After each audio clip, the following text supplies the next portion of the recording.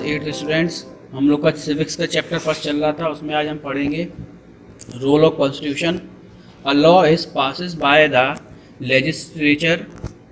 A law is meaningless until it's put into practices.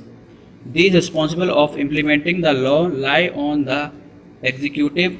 It has to given the order in the manner which law has been implemented. Sometime law passes by the legislature and other order made by the executive and recognized by the people. Democracy country with a written constitution give people the power to appeal to the court when they are doubt about a law and order.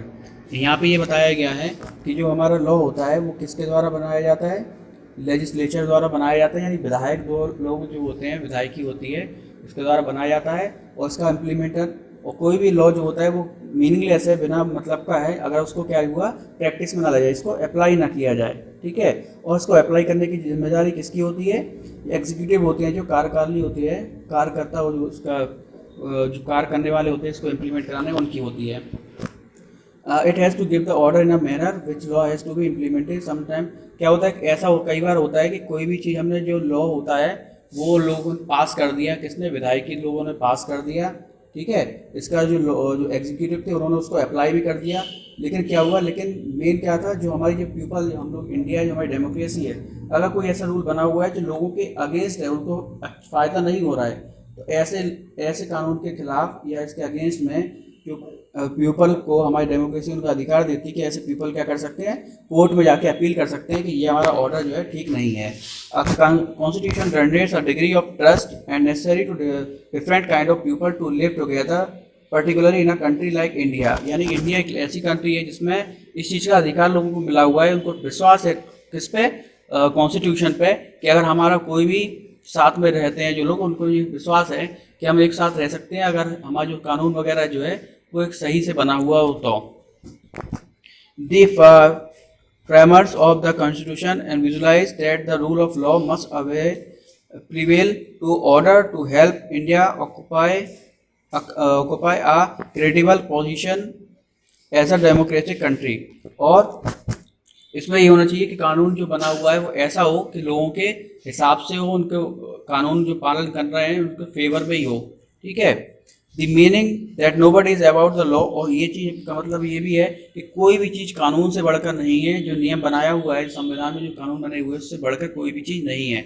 और अगर कोई इसको तोड़ता है, break करता है, तो क्या होगा, उसे पनिश किया जाएगा। The law treats all Indian equally, और जो हमारा लॉ होता है वो क्या करता है, सभी लोगों को समान रूप से देखता है, चाहे वो गरीब हो, चाहे अमीर हो, चाहे किसी जाति का या धर्म का हो, सबके लिए कानून इक्वल है, ठीक है। The constitution specific that the legislature can not make a law which not be keep the fundamental rights contain the part 3 of the constitution. Therefore any law that take away any right given to part 3 can be declare avoid by the judiciary. यानी कि इसमें ये बताया गया है कि कोई भी कानून ऐसा होता है जो विधायकी द्वारा पारित कर दिया गया है, लेकिन वो फंडामेंटल राइट, यानी कि हर इंसान के कुछ फंडामेंटल राइट है, कुछ उसके अधिकार हैं, जैसे वो क्या खाएगा, क्या घूमेगा फिरेगा, ठीक है, कहाँ पूजा करनी है, उसे क्या नहीं करनी है, ये सब के बारे में कुछ अधिकार है इंसान के। अगर इनमें से कोई भी चीज़ की हानि होती है, इनमें किसी चीज़ पे दिक्कत आती है किसी कानून से, तो क्या होता है, उसका जो जुडिशरी सिस्टम है, हमारा कानून बनाने वाले जो है न्यायिक पालिका है, वो क्या करती है, उसको रिजेक्ट कर सकती है ऐसे कानून को। अब बात करेंगे की feature of Indian constitution. The Indian national movement that have been active in a struggle of independence from the British rule for several decades. यानी कि जो हमारा बहुत सारे टाइम से हम लोग स्ट्रगल कर रहे थे ब्रिटिश के अगेंस्ट कि हम उनसे स्वतंत्र हो जाएं।